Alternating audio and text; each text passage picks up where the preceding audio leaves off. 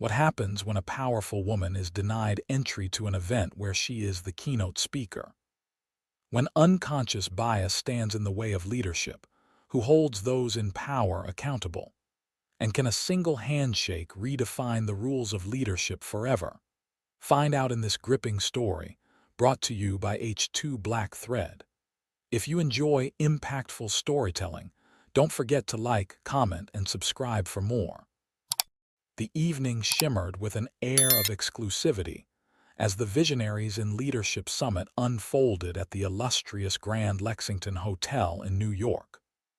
The historic venue, known for its gilded chandeliers, towering marble columns, and opulent ambience, had hosted some of the most significant business and political gatherings in modern history.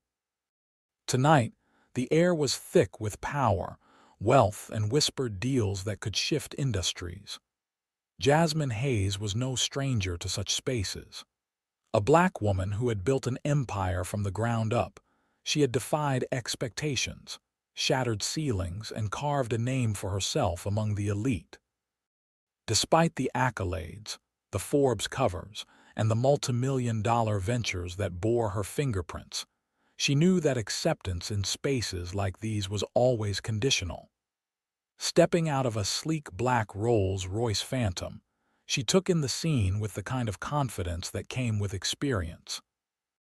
A luxurious crimson silk gown wrapped around her like it had been designed to make an entrance, because it had. Every detail, from the subtle diamond embellishments to the way the fabric flowed around her frame, was intentional.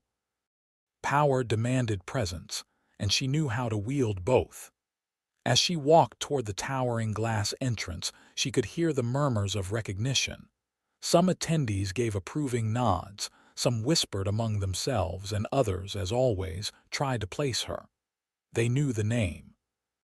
They had seen her in publications, heard her on panels, read about her influence. But now, seeing her in person, seeing her in their space, that was always the real test. She was used to that. What she wasn't used to, what she refused to ever get used to, was what happened next. A tall, broad-shouldered man stepped directly into her path. "This area is for VIP guests only." Jasmine stopped mid-step, tilting her head slightly. She studied him the way she studied a contract she was about to tear apart, methodically, with measured patience. The security guard, Logan Reeves, was built like a linebacker. His navy blue uniform was crisp, his stance was authoritative, and his expression unreadable. Jasmine held his gaze. "I know," she responded, her tone poised and controlled. "That's why I'm here." But Logan didn't move. "I'll need to see an invitation."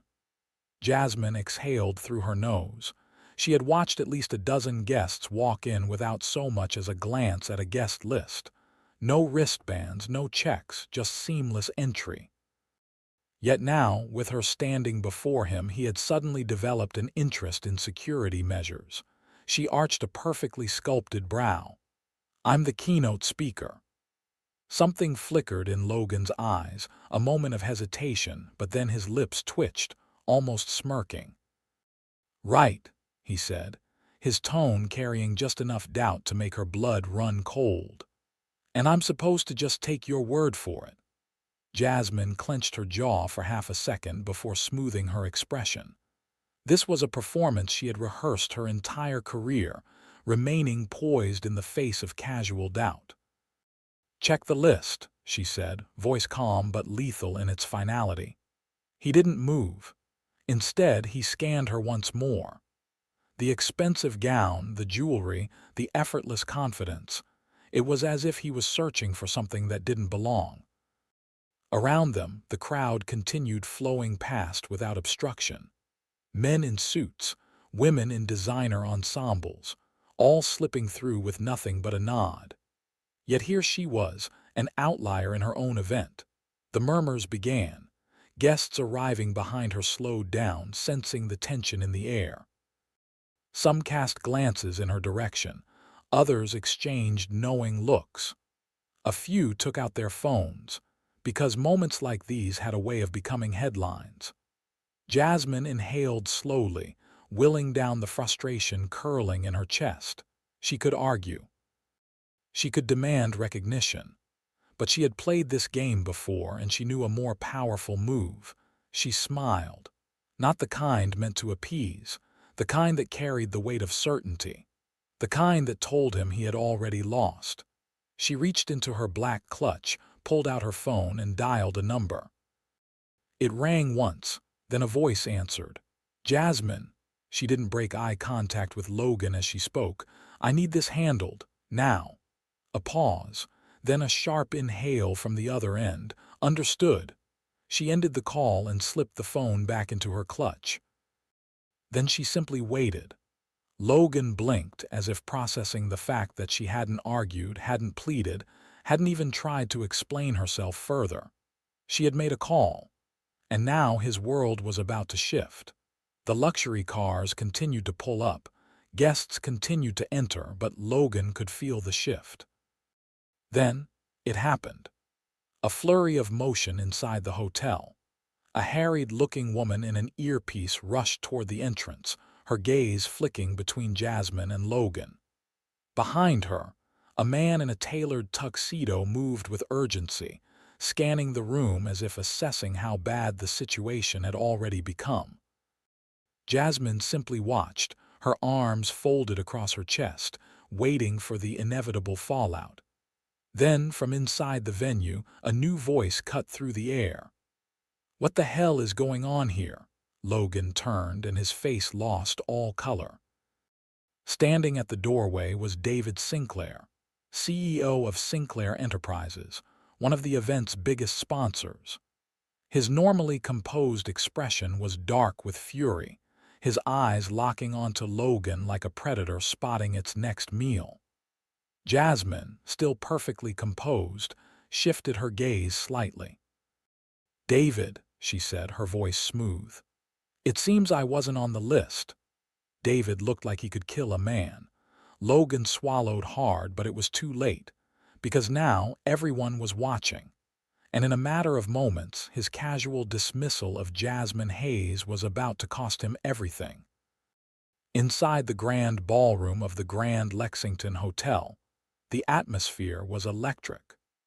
The Visionaries in Leadership Summit was in full swing, with some of the most influential minds in finance and technology engaging in lively discussions over crystal glasses filled with expensive champagne. The grandeur of the room, adorned with golden chandeliers, marble columns, and sleek modern decor, only added to the sense of exclusivity. At the far end of the room, near a private lounge reserved for industry elites, David Sinclair, CEO of Sinclair Enterprises, was engrossed in conversation with two board members from a prominent investment firm. He had spent months preparing for this summit, ensuring that his company's sponsorship of the event would put Sinclair Enterprises in the spotlight. Everything had been going perfectly, until his phone vibrated against his wrist. With a practiced motion, he reached into his jacket pocket and retrieved his phone. One unread message from his assistant. His blood ran cold as his eyes scanned the words. "We have a major problem. Jasmine Hayes is being blocked outside." David's grip on the glass in his other hand tightened. His entire body went rigid, his carefully composed demeanor fracturing in an instant. His assistant's text didn't offer explanations or justifications, just a fact. And that fact alone was enough for him to drop everything. Without a word, he turned away from his companions, ignoring their questioning looks. He didn't need to explain. There was no scenario where Jasmine Hayes should be standing outside, denied entry, at an event she was headlining. The mere thought sent a surge of anger through him. His shoes hit the marble flooring sharply as he strode through the ballroom with purpose, his heartbeat picking up speed. How the hell did this happen? By the time David reached the hotel's grand entrance, he could already feel the tension in the air. The murmurs, the lingering gazes, the subtle shifts in posture of those standing nearby. They all pointed to a moment unfolding, and at the center of it was Jasmine Hayes. There she stood, poised yet unyielding, her arms crossed over her chest. The crimson silk of her gown caught the light just right, making her appear as untouchable as a queen surveying her kingdom. Her expression was unreadable, but David knew her well enough to sense the quiet storm brewing beneath her surface. Just a few feet away, Logan Reeves, the idiot responsible for this disaster, was still standing firm as if he had done something commendable. The moment David laid eyes on him, his temper snapped. "What the hell did you just do?" His voice wasn't raised, yet it cut through the air like a blade. Sharp, dangerous, final. Logan turned, finally recognizing the authority standing before him. His posture stiffened, and for the first time David saw a flicker of doubt in his stance. Still, Logan tried to defend himself. "Sir, David cut him off. "You blocked one of the most powerful people in this room," he snapped, his tone laced with fury, "simply because you assumed she didn't belong." The accusation landed like a slap. Logan's mouth opened, then closed, his jaw tightening. He knew there was no escaping this. Jasmine remained silent, watching the exchange unfold with the kind of patience that made it all the more damning. She didn't need to intervene. David was already delivering the reckoning. "You had one job," David continued, stepping forward until he was just inches from Logan, his voice lowering but losing none of its force. Logan attempted one last, desperate defense. "I was just following protocol, sir. She didn't have an invitation on her." David let out a sharp, humorless laugh. "Oh, is that right?" His gaze was dangerously cold now. "Tell me, Logan, how many others did you stop tonight?" "How many of the dozens of men who walked in without being checked?" Logan swallowed. He had no answer. David leaned in slightly, delivering his next words like a gavel striking a verdict. "You're fired." Logan flinched. "Sir, wait. Effective immediately." The finality of the words hung heavy in the air. Around them, guests who had been watching the scene unfold tried to look away, some adjusting their ties, others pretending to be busy on their phones. But they all heard it. Logan's face drained of color. He opened his mouth as if to argue, but nothing came out. David turned to the hotel's head of security, who had rushed over in the midst of the confrontation. "I want him removed from the premises," David said coolly, adjusting his suit jacket as if dismissing a minor inconvenience. "Escort him out." The head of security, understanding the weight of the situation, simply nodded. Logan stumbled back, the reality of what had just happened sinking in. David didn't spare him another glance. He was done with him. With Logan out of the way, David turned to Jasmine. For the first time since arriving, he let out a breath. His shoulders squared, and the apology was in his eyes before it even reached his lips. "Jasmine," he started, his tone shifting. She held up a hand. "Don't," she said simply. "Not yet." David pressed his lips together, nodding. He understood. This wasn't just about one incident. It wasn't about one man's mistake. This was about a pattern, a system. Jasmine gave him a look that said, "You already know that." Instead of speaking further, David did what needed to be done. He extended an arm, gesturing toward the entrance. "Shall we?" For a moment, Jasmine simply studied him then. Finally, she stepped forward. Together, they walked past the threshold of the Grand Lexington Hotel, the doors swinging open effortlessly for the woman who had, just minutes ago, been denied entry. And as they stepped inside, the ballroom fell into a hush, because everyone knew Jasmine Hayes had arrived. And this night was far from over. The grand double doors of the Lexington Hotel ballroom swung open, and Jasmine Hayes stepped inside. The moment her crimson silk gown swept across the marble floors, the room fell silent. Hundreds of guests, CEOs, investors, and industry powerhouses, stood beneath the golden chandeliers, their conversations abruptly dying the moment they saw her enter. Champagne glasses hovered mid-air, unfinished sentences dangled in awkward suspension, and an uneasy awareness settled over the crowd. They all knew. They had heard whispers of the confrontation outside, watched the exchange between David Sinclair and his now fired security guard, and had felt the weight of what had just unfolded. But no one spoke about it. No one dared. Instead, they watched as Jasmine walked through the ballroom like she owned it, which, in a way, she did. She wasn't just another guest. She wasn't here to impress them. She was the reason they were here. The weight of the moment was not lost on her, and she would make sure it was not lost on them either. Jasmine didn't immediately take the stage. Instead, she did something far more powerful. She stopped in the center of the room and let the silence stretch. She had learned long ago that power wasn't just in what you said. It was in the pauses between the words, in the unspoken truths that made people shift in their seats, in the discomfort that forced people to confront what they refused to acknowledge. And so, she waited. The weight of her presence pressed against the crowd. Some looked down at their drinks, suddenly interested in their champagne. Others exchanged furtive glances, but no one spoke. No one broke the silence. When she finally did speak, her voice was measured, calm, and laced with something razor-sharp beneath the surface. There are two types of barriers in this world.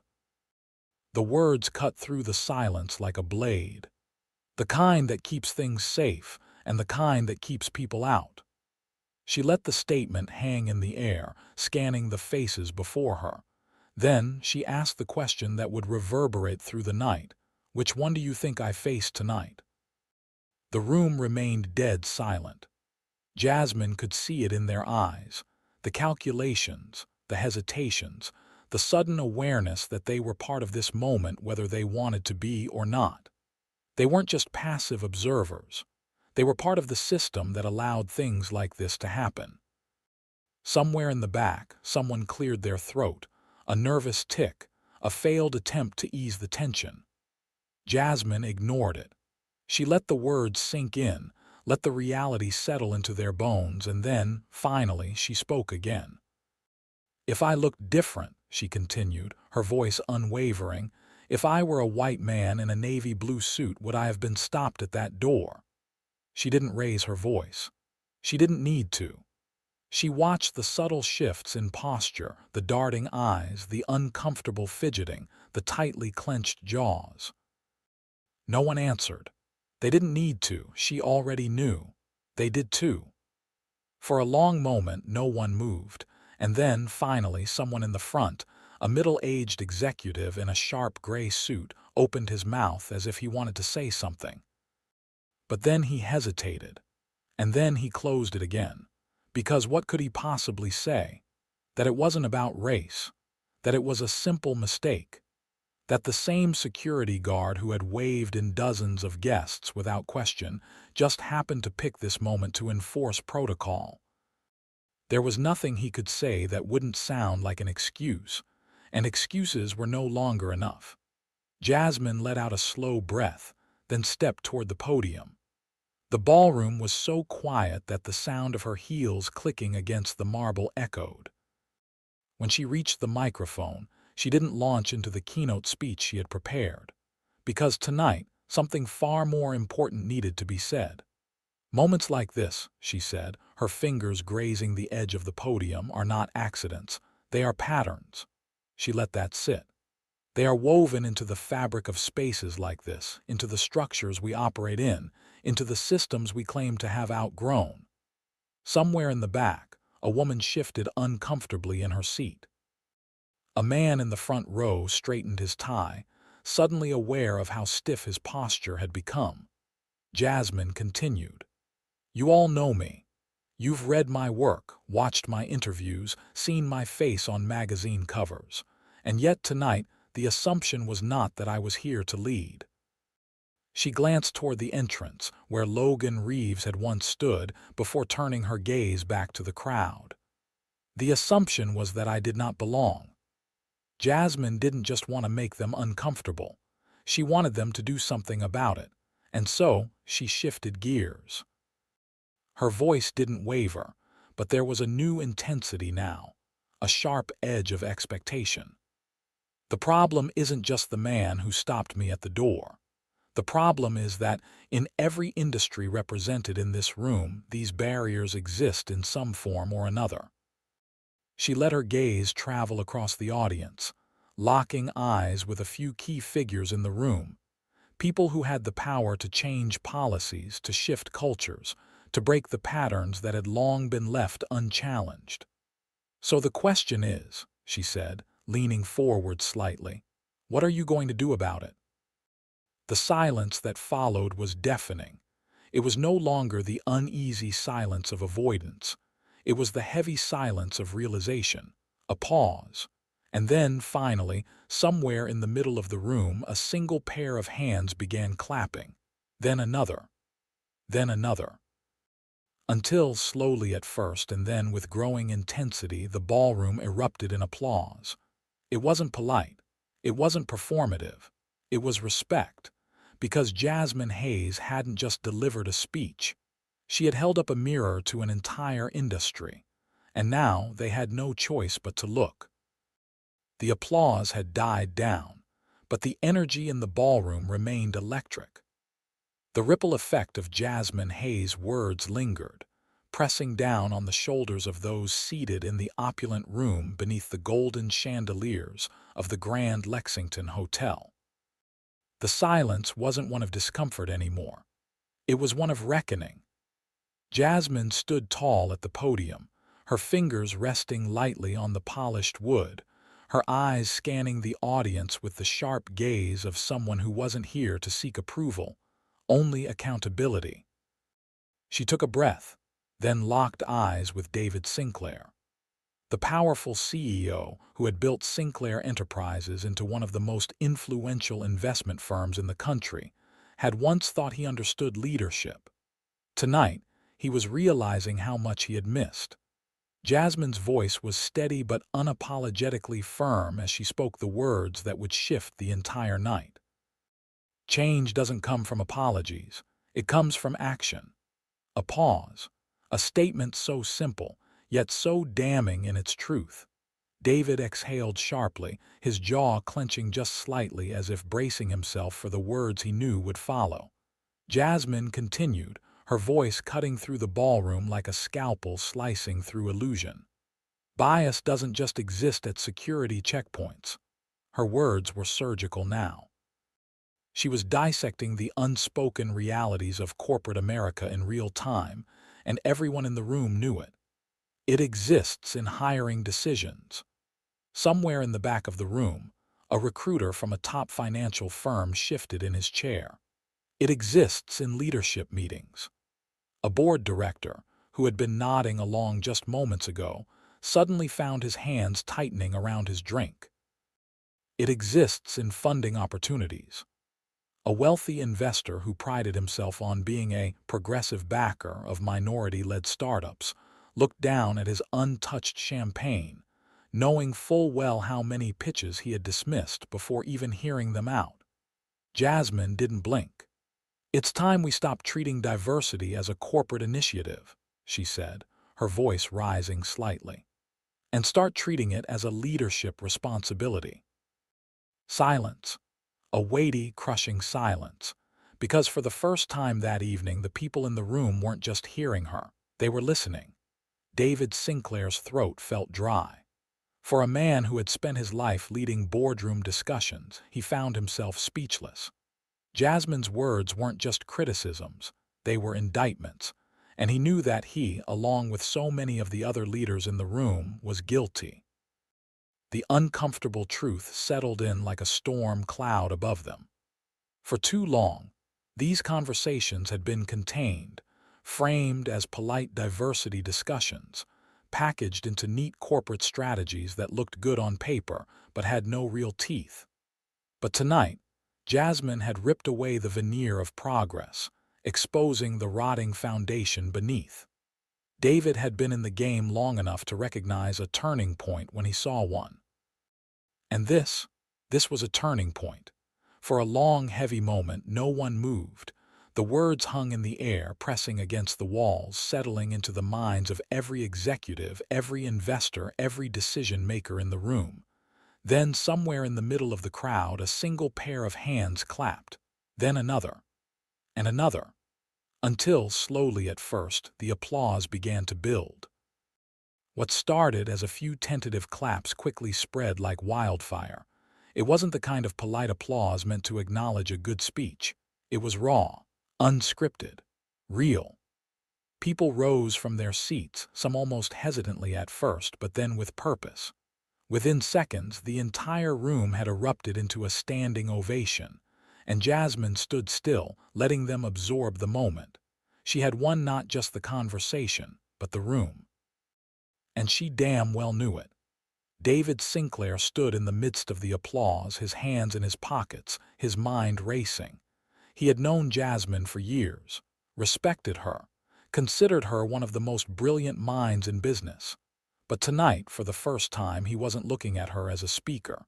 He was looking at her as a revolution waiting to happen, and he had a choice. Would he be part of it? Or would he, like so many others before him, simply applaud and walk away unchanged? He knew the answer before he even stepped forward. The room was still buzzing with applause as David made his way toward the stage, his expression a mixture of regret and determination. He climbed the steps without hesitation, stopping beside Jasmine as the applause gradually faded. The room fell silent again, waiting for what would come next. David turned to her, his voice quieter but no less powerful. "I need to do better." His admission was not just personal, it was systemic. He turned to face the crowd, his shoulders squared, his voice carrying the weight of responsibility. "We all do." A few murmurs of agreement rippled through the audience. David inhaled deeply, then looked back at Jasmine. "And I want you to help me change that." For the first time that evening, Jasmine let the weight of his words settle. She studied David, searching for any sign of hesitation, any indication that this was just another empty promise. But she saw none. Instead, she saw a man who had been shaken to his core, not by anger, not by defensiveness, but by the realization that he had been part of the problem for far too long. Slowly, deliberately, she extended her hand. David took it without hesitation, a simple handshake. But in a room filled with power brokers and decision-makers, it meant something more. It meant a shift, a reckoning, a beginning. Jasmine glanced around the room once more, then returned her gaze to David. "Then let's get to work." The applause was still fading, yet its impact lingered in the air, vibrating through the very fabric of the ballroom. People stood frozen, their minds processing the magnitude of what had just happened. This wasn't the kind of speech they had expected. This wasn't the kind of moment that faded away into the background. And at the center of it all, Jasmine Hayes stood unmoved. She had come here expecting to deliver a keynote speech on leadership. Instead, she had dismantled the illusion of inclusivity, peeled back the carefully constructed facade of corporate progress, and laid the truth bare.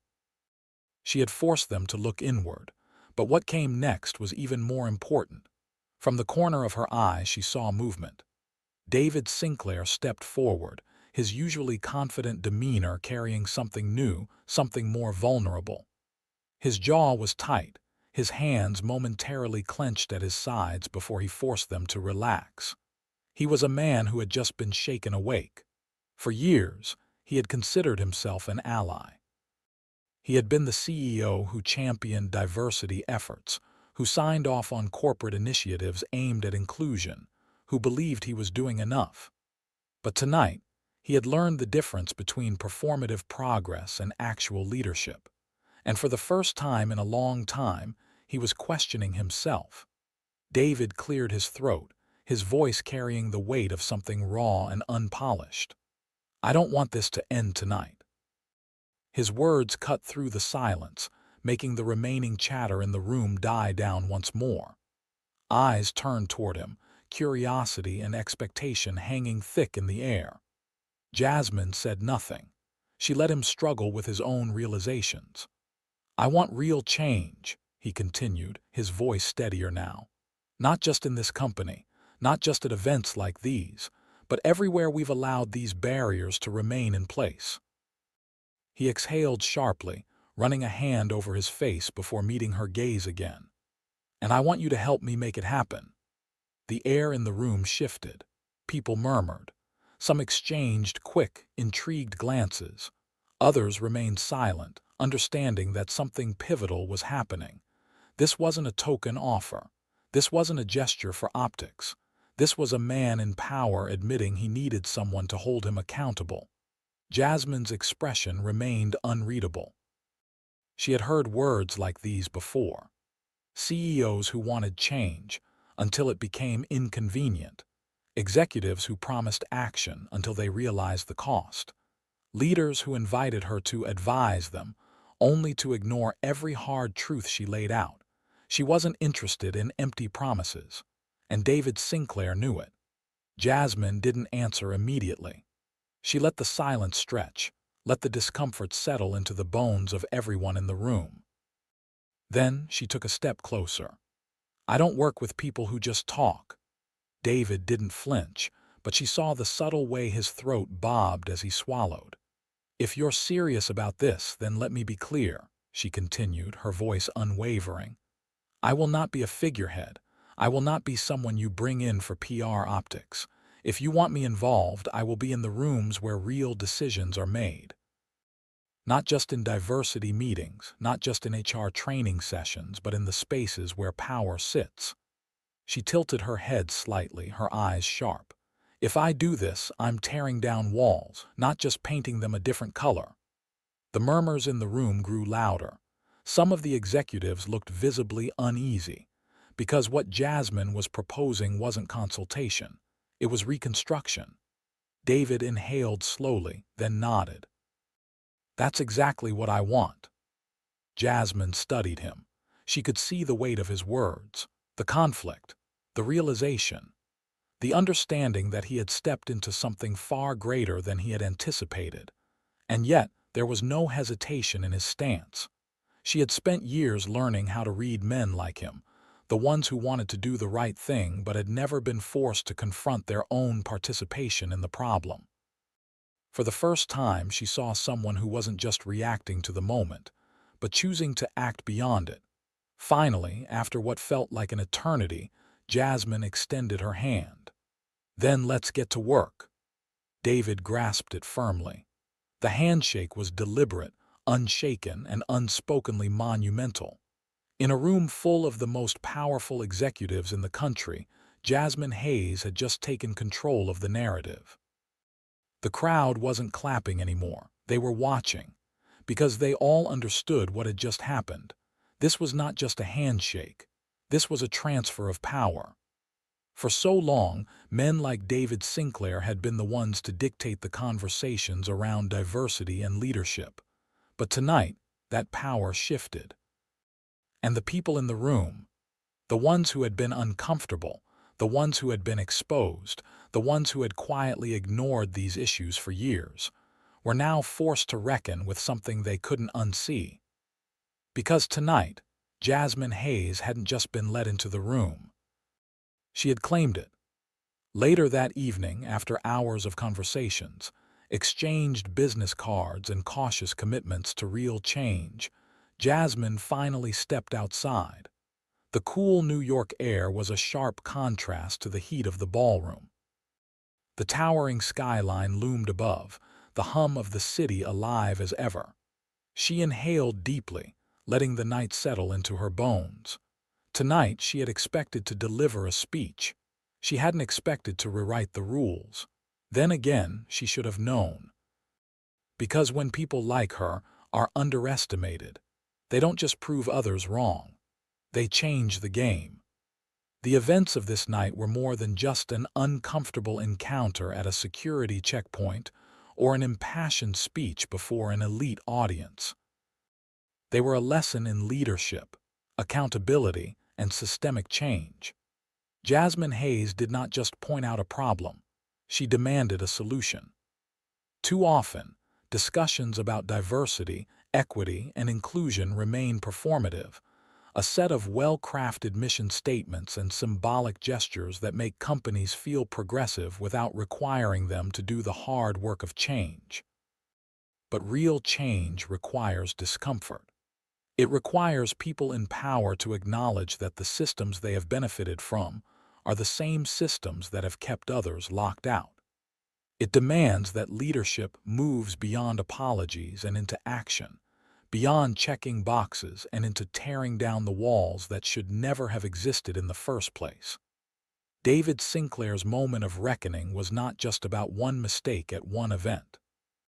It was about an entire industry's tendency to overlook, dismiss, and undermine not just black professionals, but women, marginalized voices, and anyone who did not fit the traditional mold of leadership.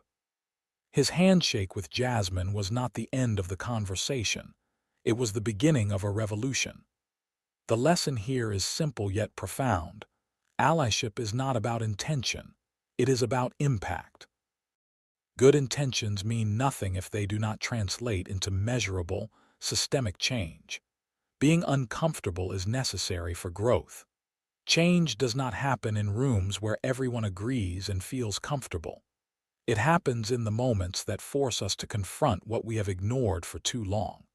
The strongest leaders are the ones who listen, learn, and act. David Sinclair had the power to dismiss the moment, to offer an apology and move on. Instead, he chose to take responsibility and create real pathways for change. That is what separates leaders from those who merely hold positions of power. Jasmine Hayes didn't just prove that she belonged in the room. She redefined what it meant to lead it. And that is how the game is changed, not by waiting for doors to open, but by ensuring that no one else has to fight to get through them ever again.